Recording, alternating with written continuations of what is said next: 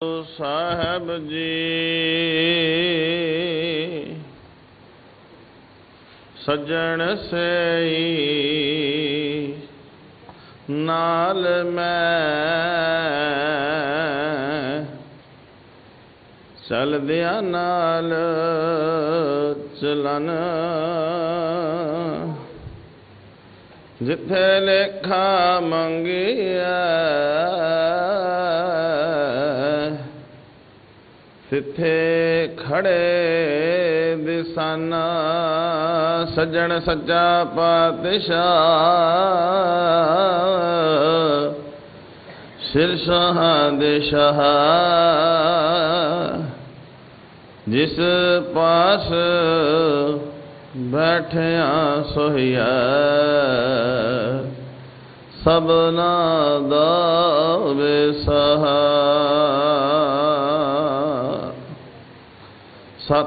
सतनाम श्री वाहिगुरु साहब जी राग वड हंस महला पंजवा शांत घर चौथा एक ओंकार सतगुर प्रसाद सुन सज्जन जी मैडड़े मीता राम गुरमंत्र शब्द सच दिता राम सुन सज्जन जी मंडड़े मीता राम गुरमंत्र शब्द सच दिता राम सच शब्द ते आया मंगल गाया चुके मनो अदिसा सो प्रभ पाया कते ना जाया सदा सदा संगा बैसा प्रभ जी पाना सच्चा माना प्रभ हर तन सहजे दीता कहो नानक तिस जान बलहारी तेरा दान सबनी हालीता तो पाना ता तृप्ति अगाए राम मन थिया ठंडा सब तृष्णा बुझाए राम मन थिया ठंडा चुके डंजा पाया बहुत खजाना सिख सेवक सब पुंजन लगे हों सतगुर का कुर्बाना निर्भो भय खसम रंग राते जम कितना सुबुझाए नानक दास सदा संग सेवक तेरी भगत करहो लिव लाए पूरी आसा जी मनसा मेरे राम मोह निर्गुण जियो सब गुण तेरे राम सब गुण तेरे ठाकुर मेरे कित मुख तुद सालाही गुण अवगुण मेरा कशना विचारिया बख्श लिया खिन मही नौ निद पाई बजी वधाई वाजे अनहद तूरे कहो नानक मैं वार कर पाया मेरे लाथे जी सगल बसूरे नौ नित पाई बजी बधाई वाजे अनहद तोरे कहो नानक मैं वार कर पाया मेरे लाथे जी सगल विसूरे वाहेगुरु जी का खालसा वाहेगुरु जी की फतेह। वाहेगुरु साहिब जी। गुर बिन घोर अंधार गुरु बिन समझ न आवै गुर बिन सुरत न सिद्ध गुरु बिन मुक्त न पावै गुर कर सच विचार गुरु कर रे मन मेरे गुर कर शब्द सपुन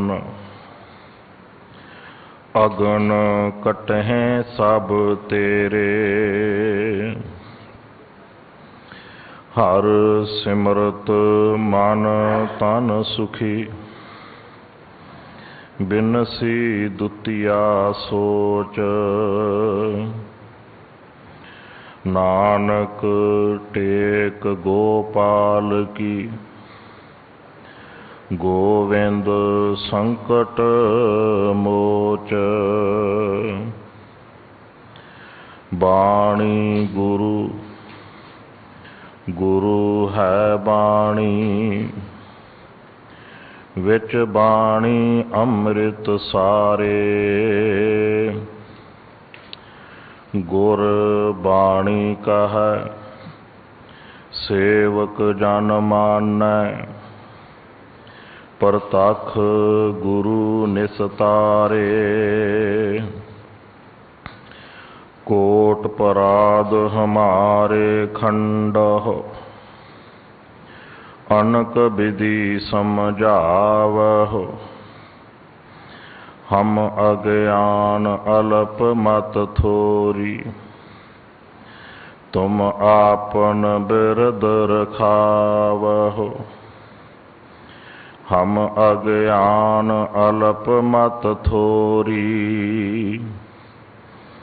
तुम आपन बिरद रखावहो जुगो जुग अटल सतगुरु साहिब श्री गुरु ग्रंथ साहिब महाराज जी दे पावन पवित्र दरबार दियां हाजरियां भरदे होए गुरमुख प्यारे सत संगी जनों फतेह प्रवान करनी जी। वाहिगुरु जी का खालसा वाहिगुरु जी की फतेह। गरीब नवाज सतगुरु सच्चे पातशाह जी की बख्शिश सतगुरु सच्चे पातशाह जी की रहमत है जो सतगुरु जी की पावन पवित्र निघी हजूरी अंदर जुड़ बैठण का आपां सबना नूं ये सुभाग प्राप्त होया है।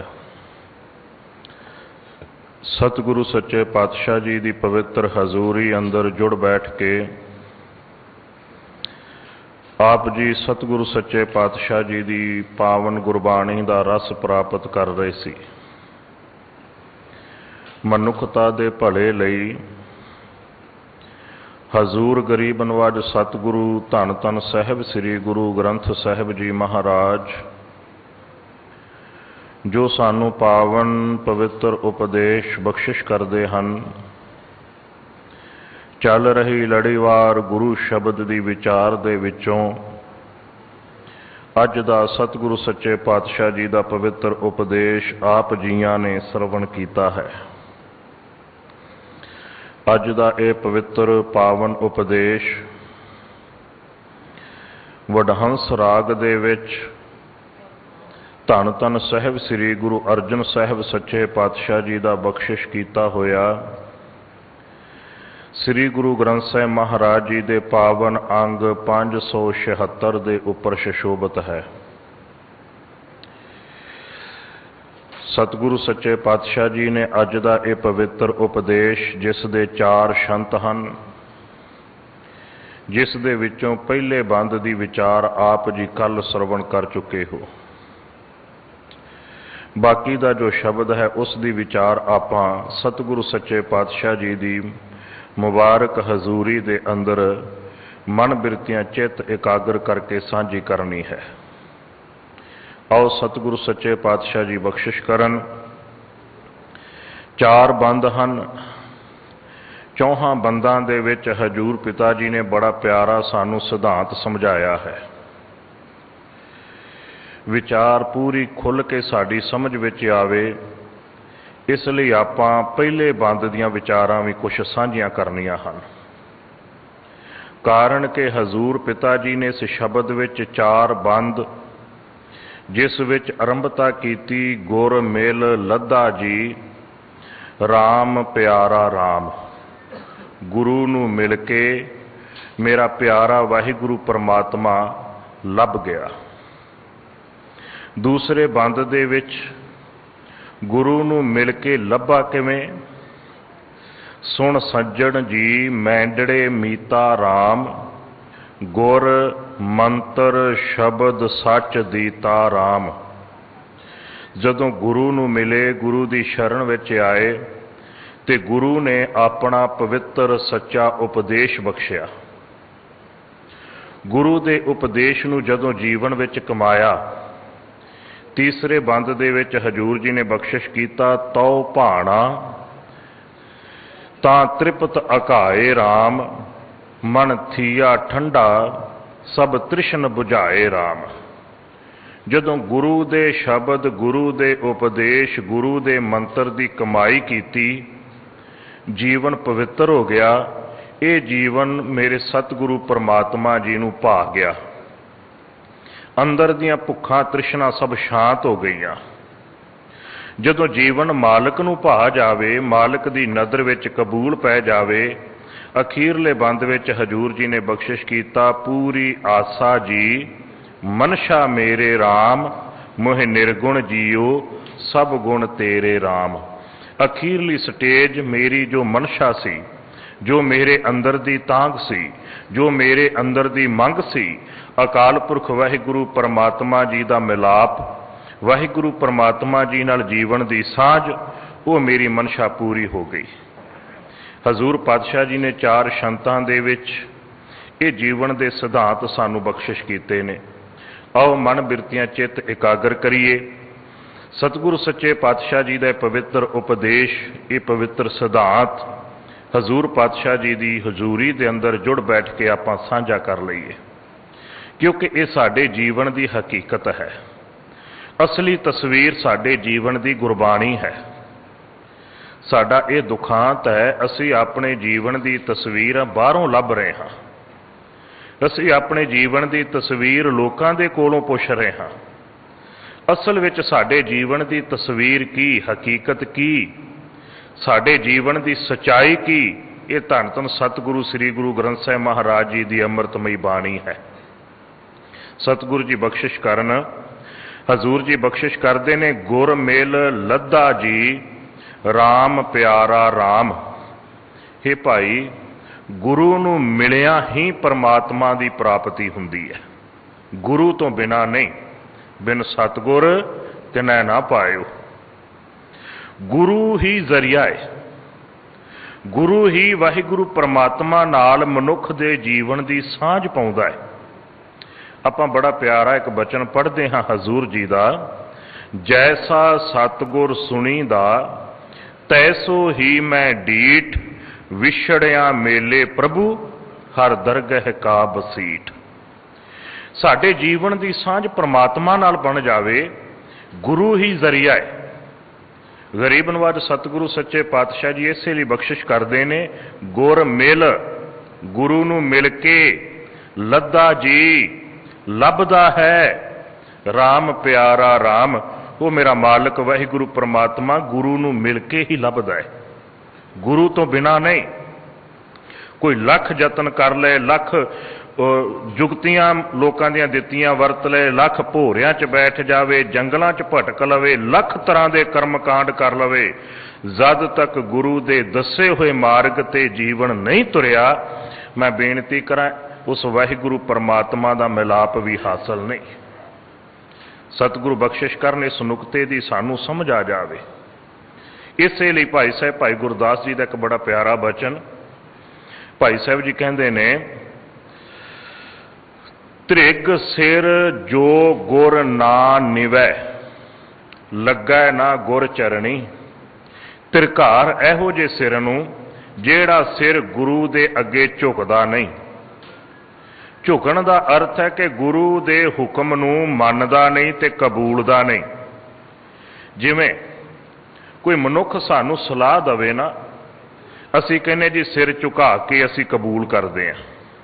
ਸਿਰ ਝੁਕਾਉਣ ਦਾ ਅਰਥ ਹੈ ਮੰਨਣਾ, ਕਬੂਲਣਾ, ਪ੍ਰਣ ਕਰਨਾ। ਕੋਈ ਕਿਸੇ ਨੇ ਹੁਕਮ ਕੀਤਾ, ਕੋਈ ਸਾਡੇ ਅੱਗੇ ਕਿਸੇ ਨੇ ਕੋਈ ਵਿਚਾਰ ਰੱਖੀ, ਅਸੀਂ ਸਿਰ ਝੁਕਾ ਦਿੱਤਾ, ਭਾਵ ਕਿ ਕਬੂਲ ਕਰ ਲਿਆ।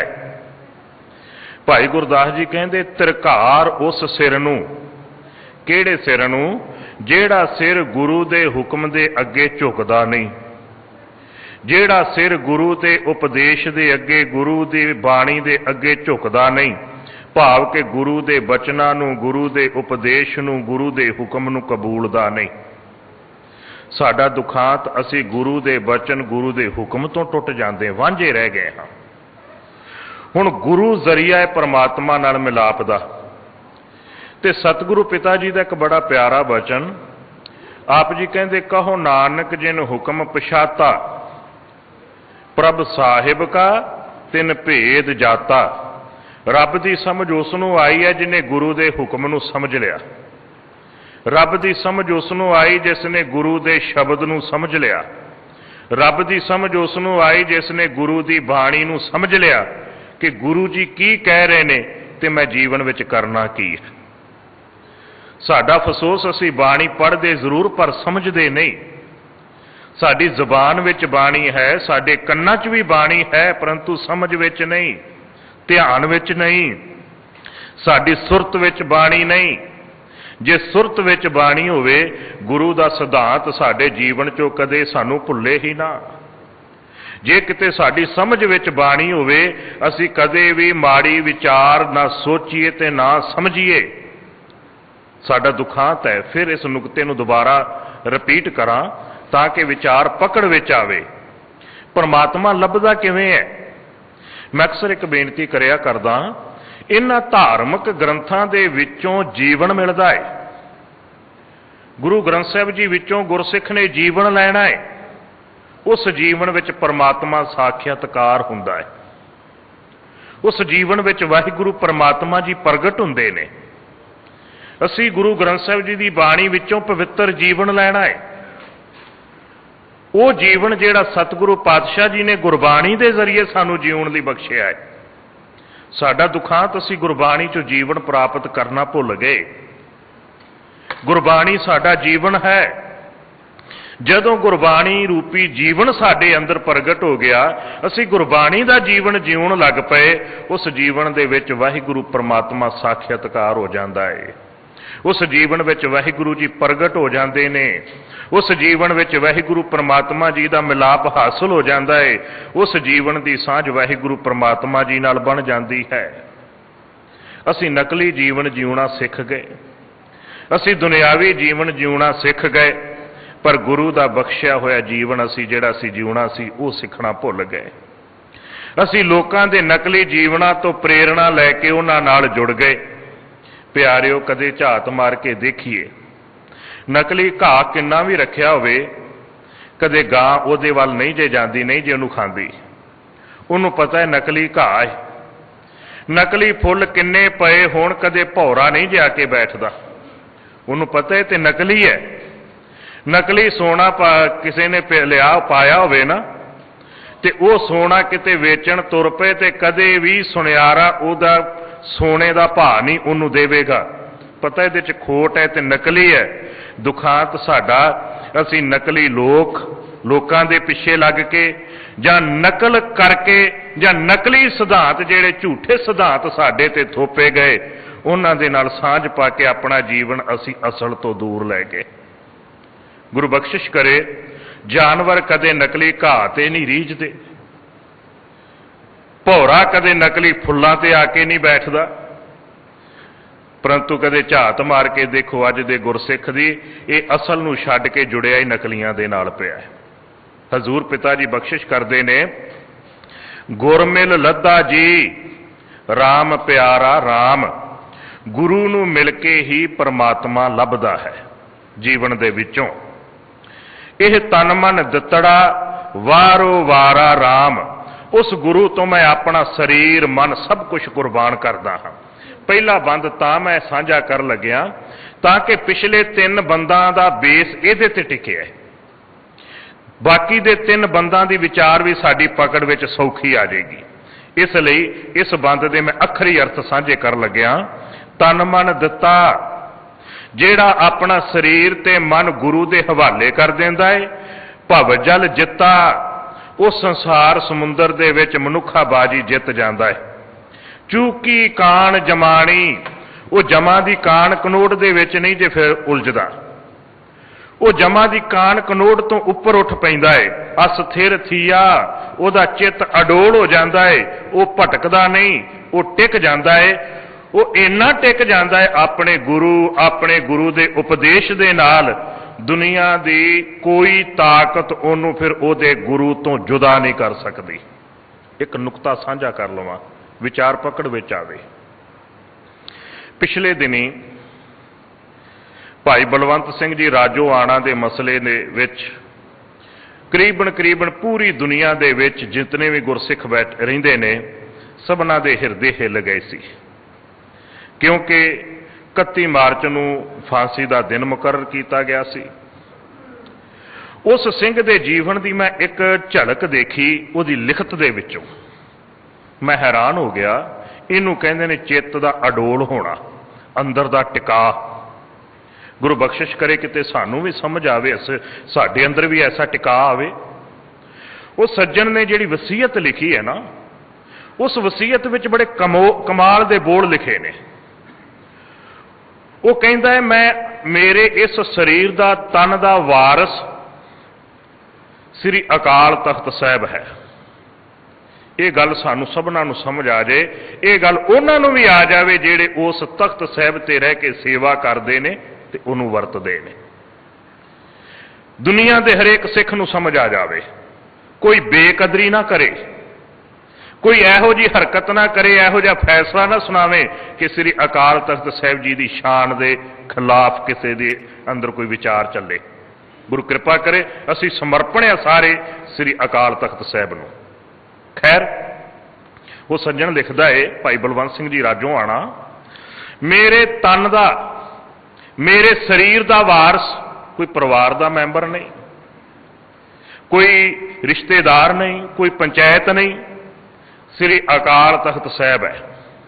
अगे जिहड़ा नुकता उन्हें लिखिया है, कहंदा जथेदार जी मेरी एक बेनती है, मैनू तो फांसी चाड़ देना है, पर मेरी बेनती कि आ जिहड़ियां मेरियां अखां ने ये दरबार साहब दे उस ग्रंथी सिंह नूं दे देणियां जिहड़ा ग्रंथी सिंह गुरु की बाणी पढ़दा है परंतु उहदी अखां दी रोशनी घट होवेगी, उन्होंने दे देनिया। इन्हां अखां दे नाल गुरु की बाणी पढ़े, देख सके गुरु की बाणी, गुरु साहब जी की उपदेश दे रहे ने।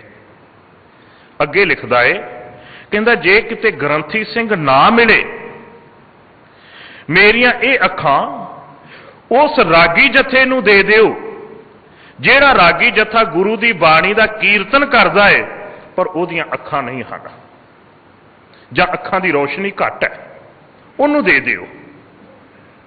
अगे की लिखिया है, जदों पता वे मौत सामने साडे ते हथ कंबणगे, किड्डा वड्डा जिगरा होवेगा उस गुरसिख दा। की लिखदा है, जे किते कोई रागी सिंह भी ना मिलिया, मेरियां अखां ਗੁਰੂ ਘਰ ਦੇ ਸੇਵਾਦਾਰ ਨੂੰ ਦੇ ਦਿਓ, ਜਿਹੜਾ ਸੇਵਾਦਾਰ ਗੁਰੂ ਦੇ ਦਰ ਦੀ ਸੇਵਾ ਕਰਦਾ ਹੈ, ਝਾੜੂ ਫੇਰਦਾ ਹੈ, ਪਰੰਤੂ ਉਹਦੀਆਂ ਅੱਖਾਂ ਦੀ ਰੋਸ਼ਨੀ ਘੱਟ ਹੈ। ਸਮਰਪਣ ਅਸਥਿਰ ਥੀਆ, ਅੰਦਰ ਦਾ ਟਿਕਾ ਐਸਾ ਕਿ ਮੌਤ ਵੀ ਉਸ ਮਨੁੱਖ ਦੇ, ਉਸ ਗੁਰਮੁਖ ਦੇ ਚਿੱਤ ਨੂੰ ਡੁਲਾ ਨਹੀਂ ਦੇ ਸਕਦੀ। ਟਿਕਾ ਐਸਾ।